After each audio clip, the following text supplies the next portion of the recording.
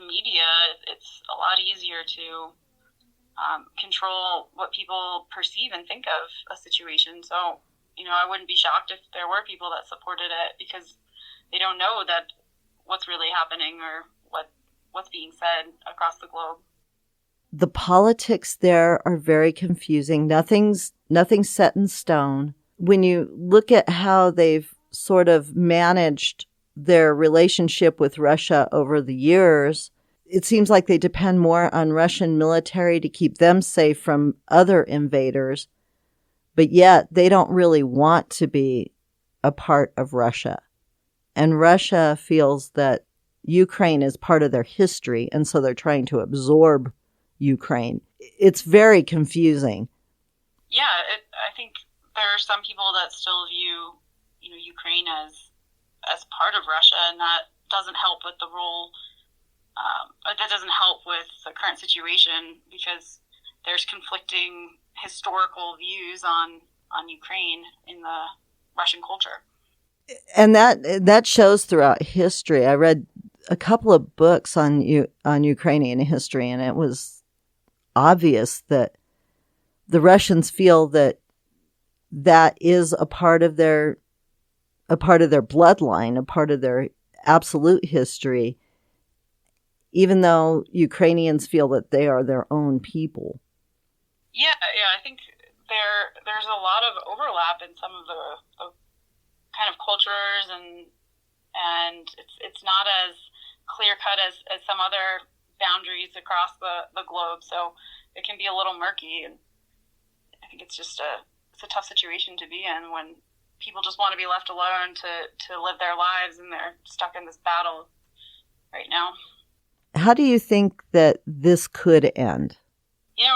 My husband's also military, and we spend probably more time than we should talking about different strategies and different outcomes because, we have no idea how this is going to play out, and, you can hope for a peaceful ending, but it's hard to view when you have a person that's a leader that is unstable, that is not getting accurate information, that is willing to sacrifice more than most leaders. So, it's tough to tell.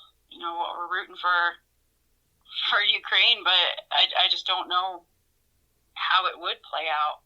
There's just so many variables. This could go a million different ways.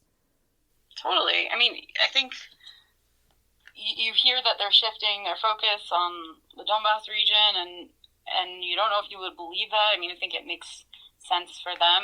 It's more pro-Russian supported. It's a little easier to invade and dominate. So I could see that, but I also don't believe that that's what I don't believe anything that they say. So they might do that, and that would make sense from a military strategy point, but who knows? They might reroute and go back and try and take other regions. So, maybe if they take that region and call it a win, then they'll stop there to stop the economic bleeding that Russia's getting from global pressure.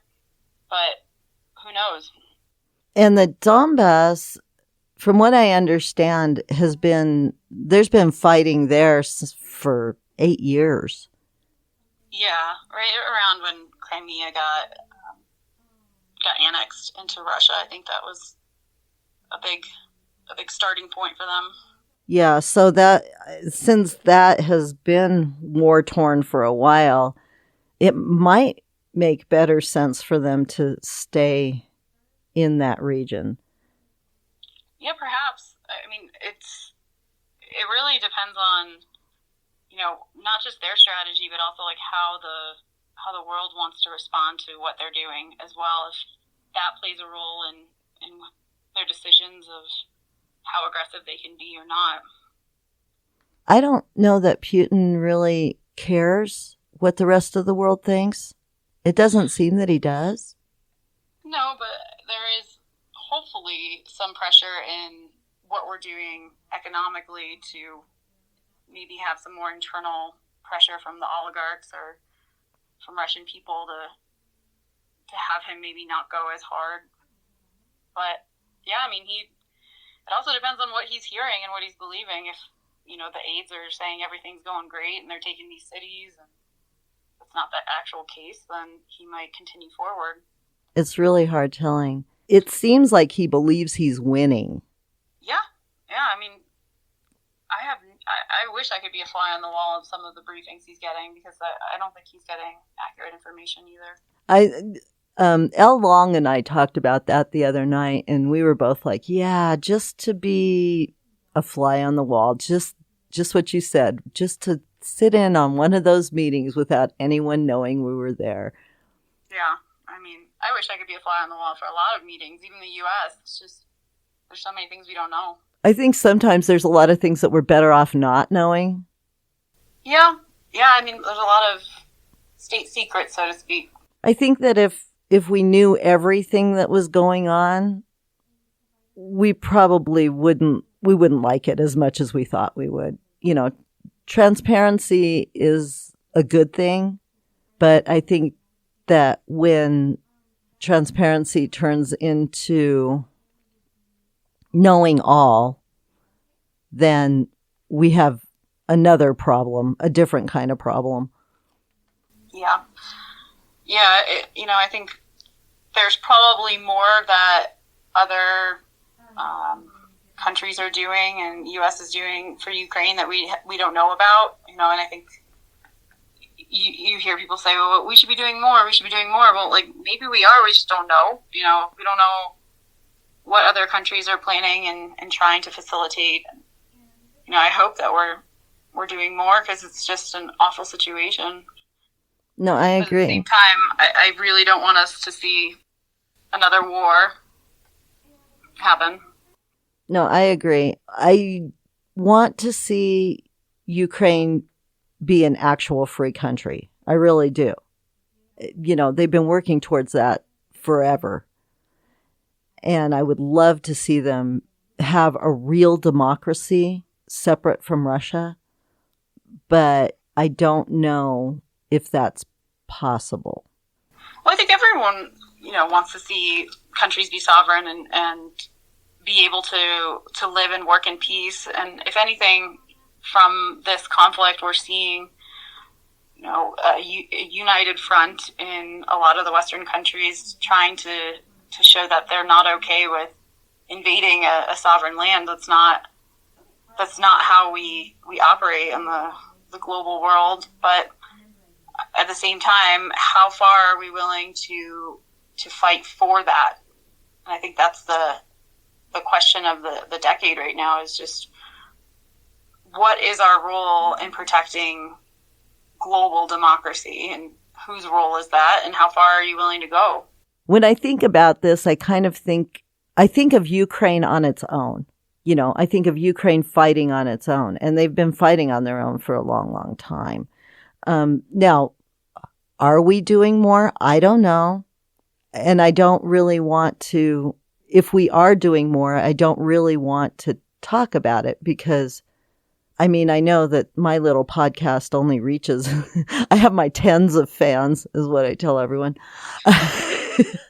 But, it reaches only so far. But is it reaching ears that really don't need to know?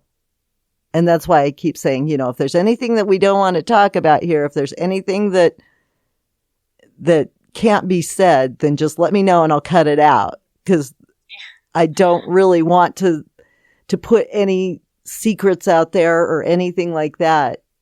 No, I think that was, something I was thinking about when I came back to America, and I thought, what can I continue to do to help, even though I can't be there anymore? And I thought, if I can share stories of what's going on, then maybe more people will realize, that we need to help more, that we need to contribute more in whatever capacity that might be. While also recognizing, we can't share, who our partners are or what we're doing, because it might jeopardize those volunteers' safety. And I think that's an important thing to think about, but at the same time, balancing storytelling of experiences while also getting people to step up and help. And I think that that's more what I'm looking for is a real world view. You saw these people, you shook hands with these people, you hugged these people, you sent them to safer havens. And those stories, the stories of those people are what I want to tell, because I think it'll urge people to give to the right organizations, and it'll urge people to maybe get more involved, even if it's in their own local politics. They'll get more involved in their own communities, and it'll encourage them to maybe be more nationalistic, because I think that here in the USA, we've become man as an island instead of man as a community. Yeah. Yeah, and that's something that I was truly humbled when I went there to see. When we were staying in Krakow, the Polish people that stood up and helped were just so amazing. We have a couple vans and buses that we were using, but we were also relying on a lot of local people to help. And I think that one really stuck out to me. I talked to one driver who was going to Kharkiv, and it was very dangerous. And we were saying, you shouldn't go there. We'll stay in these areas. And he said that he saw people, he went there before, and he said he saw people stranded and he wanted to help, and that he was going to go either way. And so we found him, through a grapevine. We found an extra, soft shell body armor, and gave him some money for some gas and wished him luck. And he was just a regular guy working in Poland that wanted to help. And he had a wife and he has 2 kids, and he left and took a van of supplies, and he made it there, and he got a group out. He even got a 92-year-old woman out and shared a picture with us. But just that courage, where he had no reason to do that other than just to help humans. And that is just so empowering to see people step up. And, no one ever wants to be a part of emergencies, disasters, or humanitarian crisis. But if you want your faith in humanity restored, you just meet some of those volunteers, and you just feel full. Like your soul just feels so revitalized, knowing that there are awful people in this world, but there's also people that